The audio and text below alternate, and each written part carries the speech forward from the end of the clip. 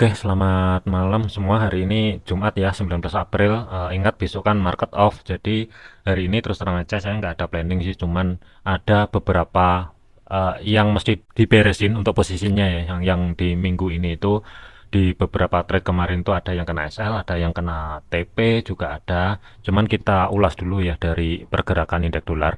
Untuk indeks dolar itu sebenarnya harga ini sudah mampu menembus level area resisten minor yang berada di 106,27, tetapi harga ini reject dan retest kembali yang sebelumnya resisten saat ini berubah fungsi menjadi support minor itu berada di 106,00 sebagai psikopress levelnya ya.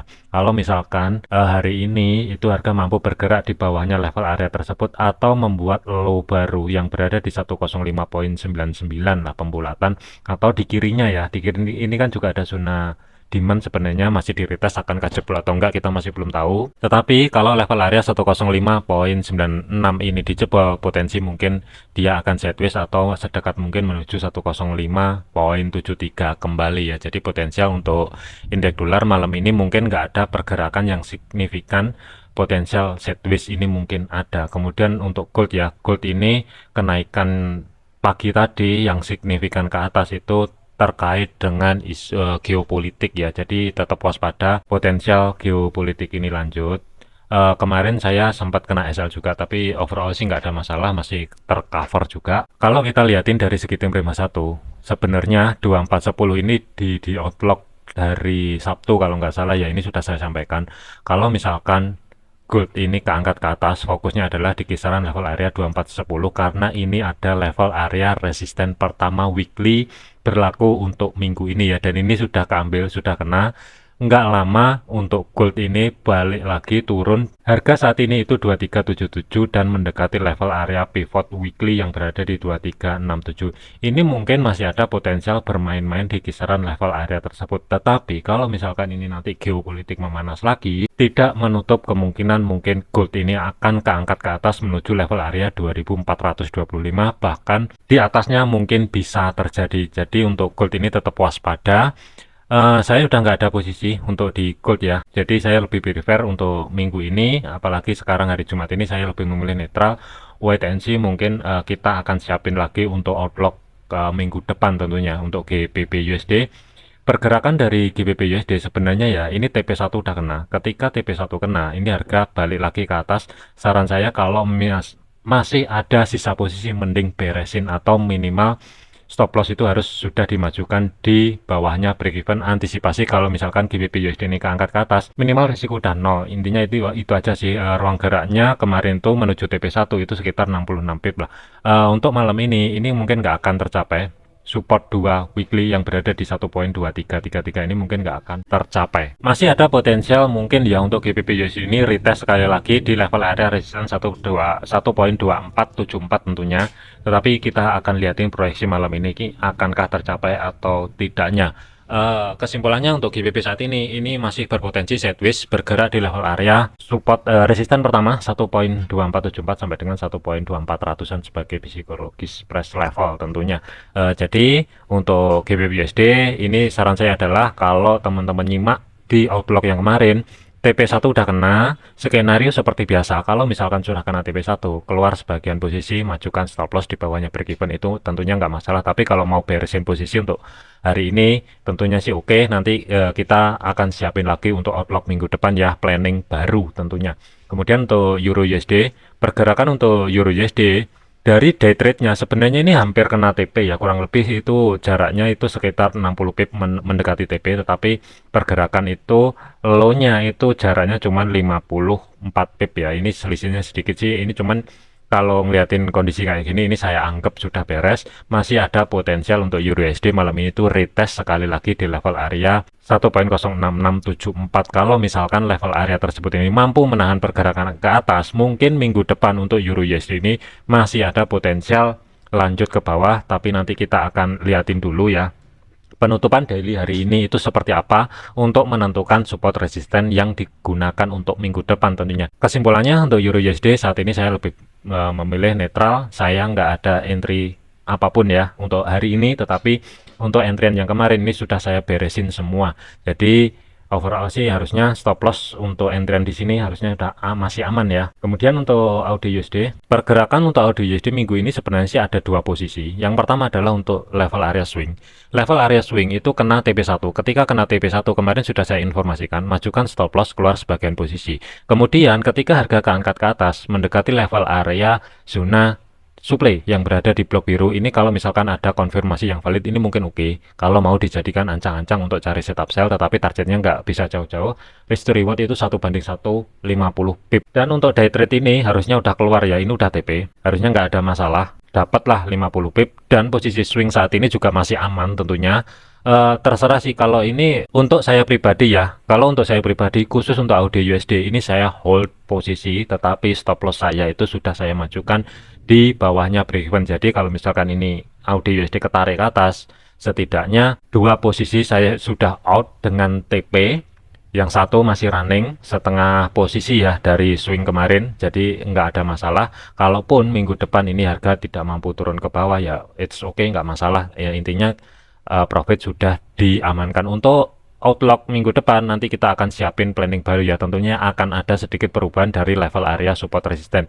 Untuk saat ini perhatikan di kiri ya, ketika harga keangkat ke atas dari sini, di sini kan juga ada rally base rally kecil 0.6394 sebagai level area support saat ini. Ini bisa ditandain kalau misalkan kehilangan zona rally base rally kecil ini atau zona demand terdekat saat ini, zona yang di blok orange, potensial ini mungkin minggu depan akan lanjut ke bawah. Tetapi kalau hari ini zona ini mampu bertahan, masih ada potensial mungkin hari Senin ataupun Selasa minggu depan ini akan sideways terlebih dahulu.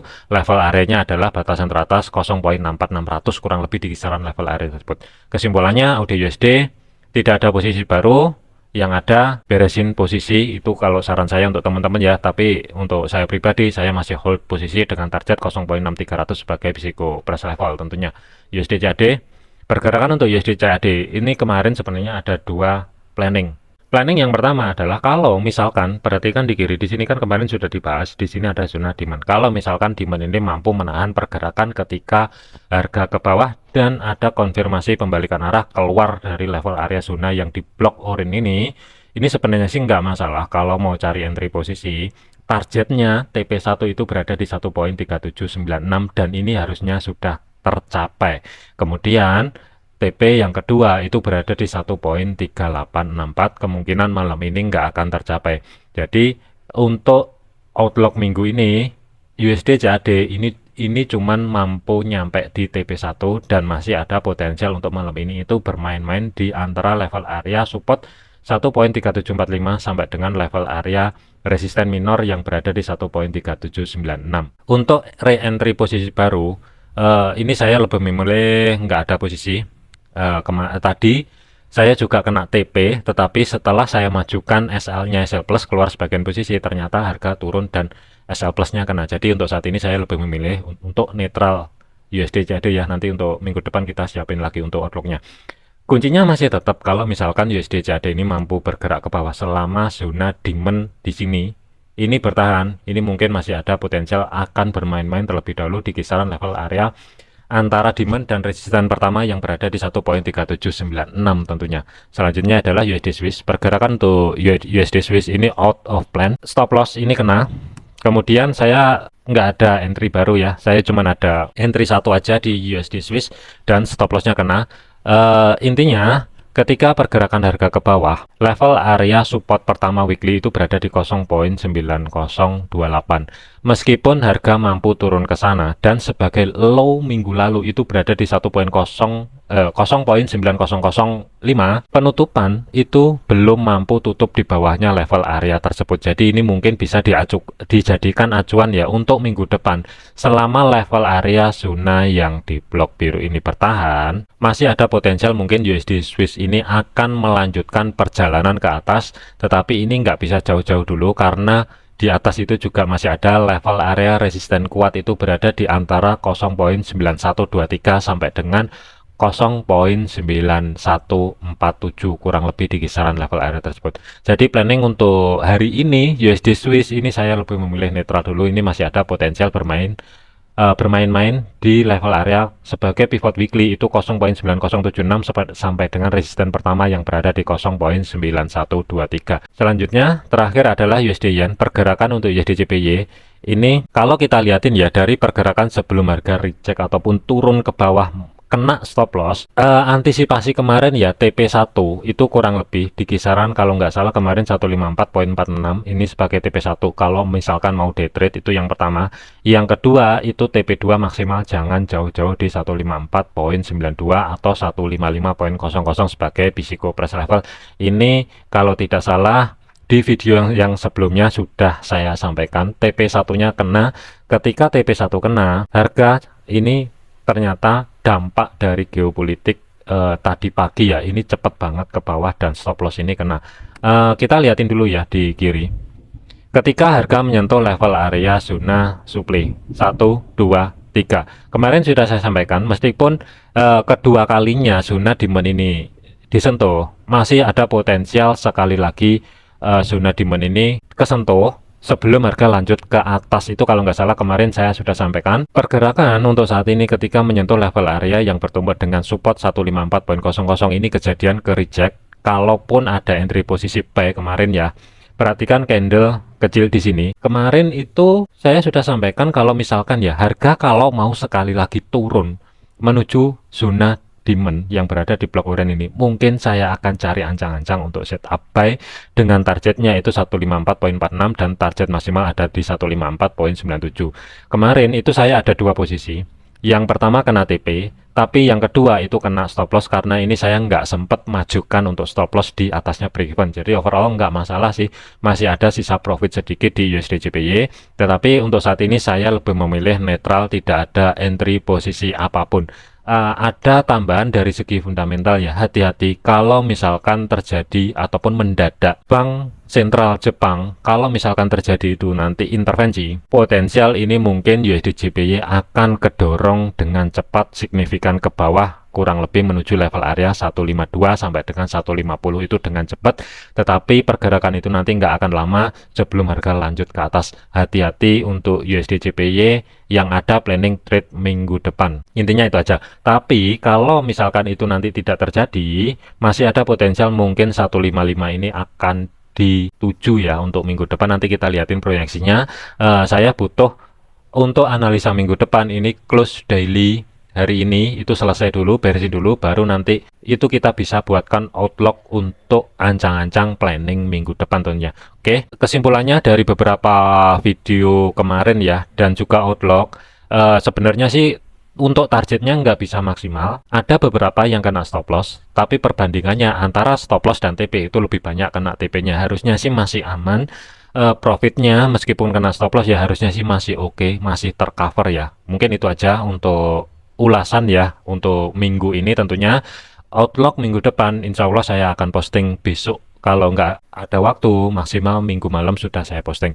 Oke, sekian, terima kasih, sampai jumpa di video selanjutnya.